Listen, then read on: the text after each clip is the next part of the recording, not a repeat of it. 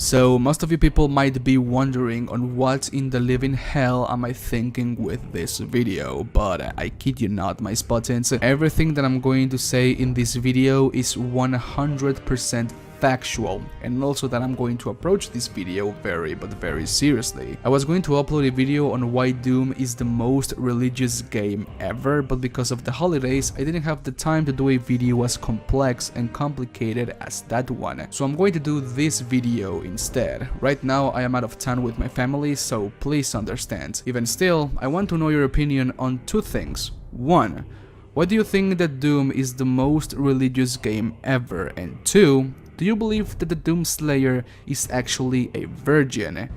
Alguien virgen? Please let me know your answer down in the comments section. And also please consider subscribing if you like anything Doom related. And let's get this video to 5,000 likes because of the holidays.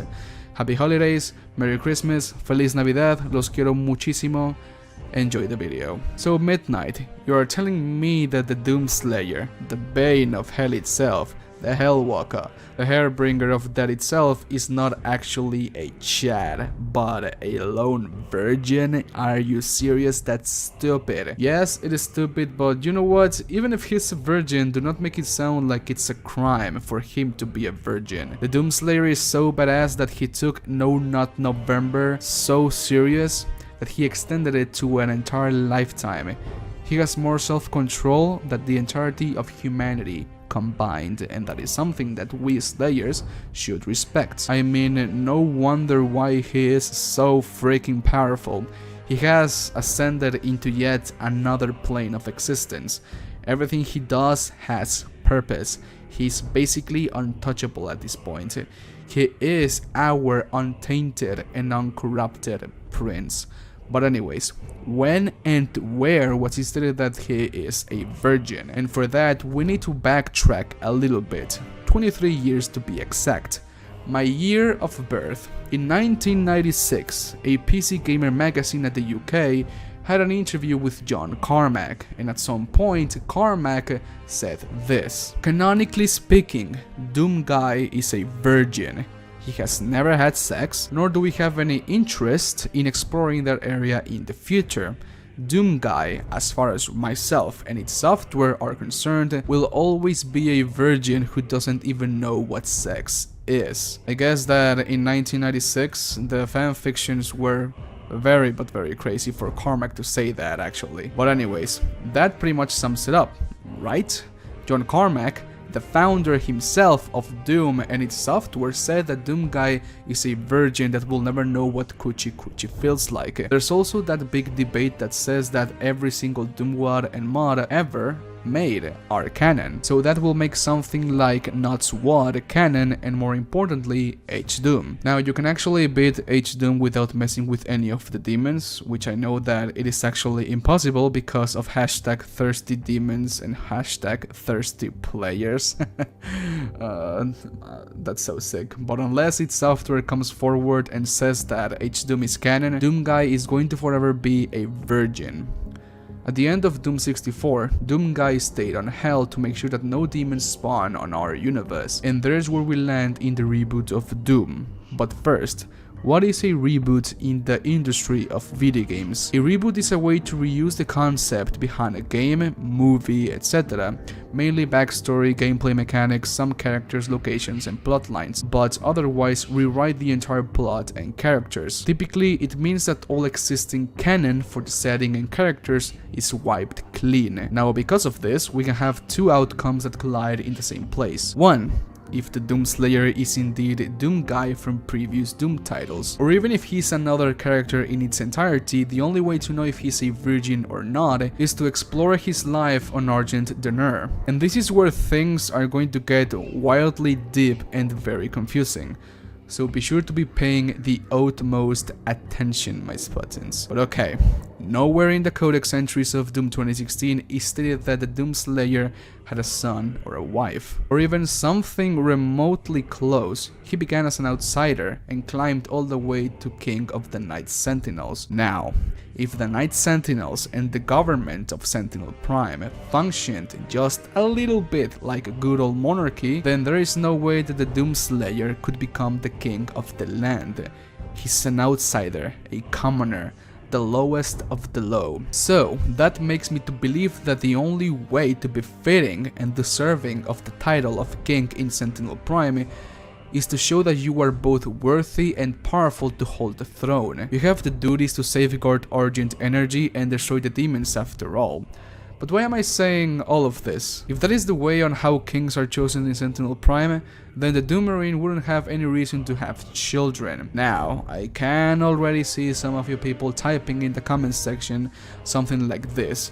Oh, but Midnight, it is heavily implied in the codex entries of Doom 2016, especially in codex number 3 of the raids, that the betrayer sold Argent honor for the sake of his dead son. And it is also heavily implied on the Slayer Testaments that the Doomslayer has a reason to hate Demonkin so much, to the point that not even when he was mortal, the demons would kill him, or could kill him. That not only makes the story of the Doomslayer more tragic and interesting, but it also makes more sense, Midnight.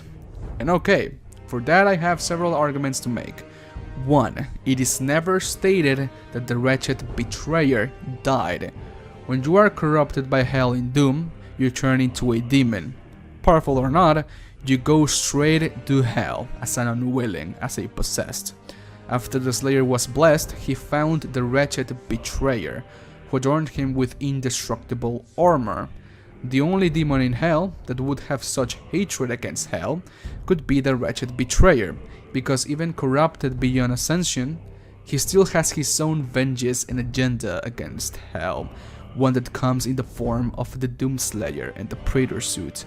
So yeah, I believe that the Slayer is not the betrayer. That does not only makes more sense, but game devs from id Software told me that at QuakeCon. We were having a huge conversation at the party at the convention center, and all of them told us that the Slayer is not the betrayer.